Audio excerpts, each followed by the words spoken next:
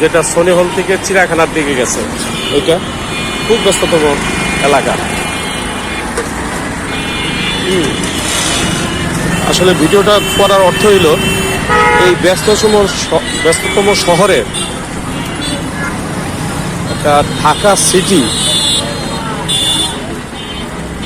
মানে আধুনিক ঢাকা, এইটাই হলো সেই আধুনিক ঢাকার পরিবেশ।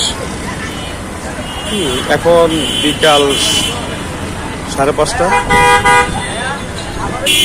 হ্যাঁ, এই হলো আধুনিক এলাকা।